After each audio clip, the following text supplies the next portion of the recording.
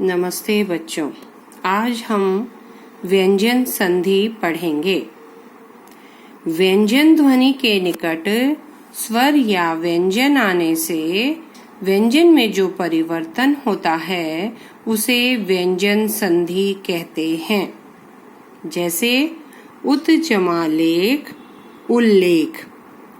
त हमारा व्यंजन है, हलंत लगा हुआ है, इससे ये पता चलता है कि इसमें स्वर जुड़ा हुआ नहीं है। वाक जमा ईश, वागीश। सत जमा वाणी, सदवाणी। व्यंजन संधि के भेद नहीं होते, इसके कुछ नियम हैं जिनके बारे में हम पढ़ेंगे। पहला नियम, वर्ग के पहले वर्ण का तीसरे वर्ण में परिवर्तन। आप सभी जानते हैं हमारे व्यंजन के 5 वर्ग हैं, कवर्ग, चवर्ग, टवर्ग, तवर्ग, पवर्ग। तो यदि वर्ग के पहले वर्ण के बाद किसी भी वर्ग का तीसरा चौथा वर्ण या य, र, ल, व, ह या कोई स्वर आ जाए तो पहला वर्ण उसी वर्ग के तीसरे वर्ण में बदल जाता है। उदाहरण देखें, दिक जमा गज, दिग्गज। आप देख रहे हैं जो है तीसरा वर्ण क्या होता है, क, ख, ग। तो ये जो क है ये किस में बदला, ग में बदल गया, दिग्गज। ऐसे ही वाक जमा ईश क्या बना, वागीश। दिक जमा अंबर, देखिए हमने कहा था स्वर आ जाए तो यहाँ पर अंबर स्वर आ गया, तो हमारा क किस में बदला, ग में बदला, दिगंबर। ऐसे ही अच जमा अंत, अजंत। च का तीसरा व्यंजन ज। ऐसे ही देखो, षट जमा आनन, षडानन। सत जमा धर्म, सदधर्म। सत जमा वाणी, सदवाणी। तत जमा भव, तदभव। अप जमा ज, अब्ज। अप जमा धी, अबधी। ये था हमारा पहला नियम। दूसरा नियम, वर्ग के पहले वर्ण का 5वें वर्ण में परिवर्तन। यदि वर्ग के पहले वर्ण के बाद न या म आ जाए तो पहला वर्ण अपने ही वर्ग के 5वें वर्ण में बदल जाता है। देखिए, क का अंग होना, वाक जमा मय, वांगमय।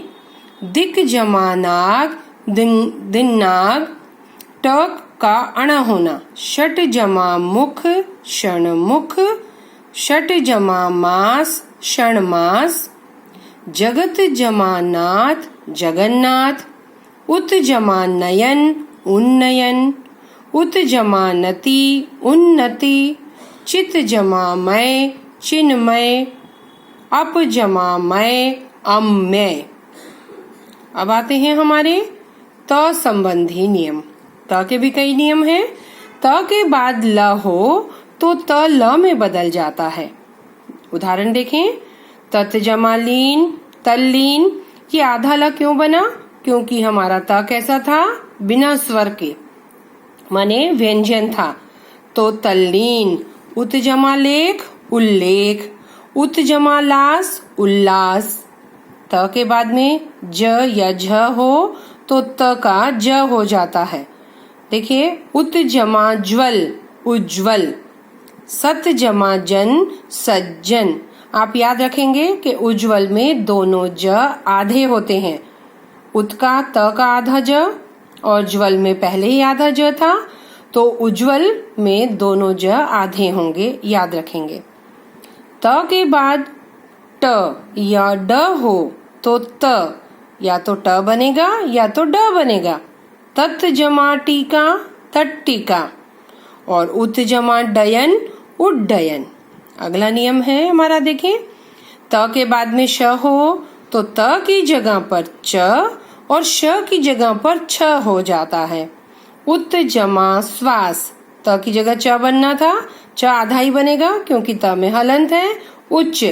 और श्वास में श आधा है तो छ के नीचे हलंत आएगा, उच्छ्वास।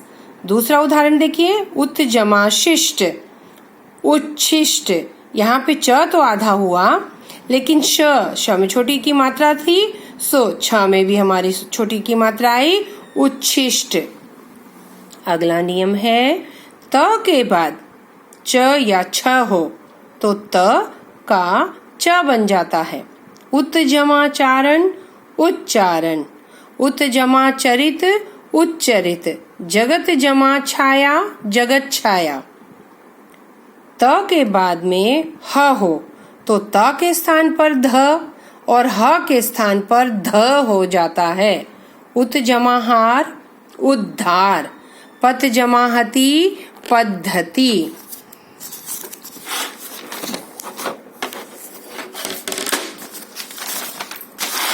अगला नियम है, यदि किसी स्वर के बाद छ आ जाए तो छ से पहले च व्यंजन बढ़ा दिया जाता है। अनु जमा छेद, अनुच्छेद, च आ गया। वी जमा छेद, विच्छेद। संधि जमा छेद, संधिच्छेद। 8वां नियम है, म संबंधी नियम। यदि म के बाद क से म तक कोई भी व्यंजन हो, माने 25 स्पर्शीय या वर्गीय व्यंजन में से कोई भी व्यंजन हो, तो जो भी व्यंजन होगा म उस व्यंजन के 5वें वर्ण में बदल जाएगा। सम जमा कल्प, संकल्प। मैंने दोनों तरीके से लिखकर दिखाया है, आप चाहें तो अंग लिख सकते हैं, लेकिन लिखाई की सुविधा के लिए आजकल 5वें व्यंजन को अनुस्वार माने बिंदु के रूप में भी ऊपर लगाकर लिखते हैं। अहम जमाकार, अहंकार। सम जमा चय, संचय। सम जमा जीवन, संजीवन। सम जमा तोष, संतोष। सम जमा बंध, संबंध। अगला नियम है, म के बाद म आए, देखो 2 म इकट्ठे हो जाएं तो हम अनुस्वार का प्रयोग नहीं करते, दोनों को लिखते हैं। सम जमा मुख, सम्मुख। स के ऊपर बिंदु नहीं लगेगी, आधा म लिखना ही होगा। सम जमा मोहन, सम्मोहन। सम जमा मान, सम्मान। सम्मोहन, सम्मान और सम्मुख में आप अनुस्वार लगाकर नहीं लिख सकते, इसमें आपको आधा व्यंजन लिखना ही होगा। यदि म के बाद य, र, ल, व, श, श, स, ह में से कोई व्यंजन आ जाए तो म अनुस्वार में बदल जाता है। सम जमा योग, संयोग। सम जमा रक्षण, संरक्षण। सम जमा लाभ, संलाप। सम जमा वाद, संवाद। सम जमा शोधन, संशोधन। सम जमा सार, संसार।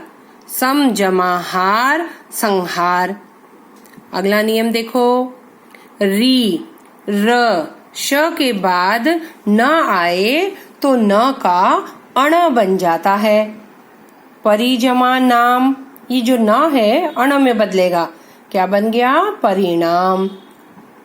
प्र जमा मान, प्रमाण। भूष जमा न, भूषण। लेकिन कुछ अपवाद भी है, चवर्ग, टवर्ग और तवर्ग। श और स आने पर न का अण नहीं होता, जैसे दुर्जन, पर्यटन, अर्जुन, रसना, रतन आदि। अगला नियम है, आखिरी नियम, श का स का श होना। यदि स से पहले आ से भिन्न, भिन्न माने अलग, कोई और स्वर हो तो स का श हो जाता है। वी जमा सम, विषम। सु जमा समा, सुषमा। नी जमा शेद, निषेध। इस नियम के भी कुछ अपवाद होते हैं। अनुजमा सरण, अनुसरण। अनुजमा स्वार, अनुस्वार। और वी जमा स्मरण, विस्मरण। इसमें अण ही रहेगा। तो ये थी हमारी संधि। सुषमा, सुषमा में श में फ्लूट लगा हुआ है, आप इसे षटकोण वाला श बना लें, सुषमा। धन्यवाद।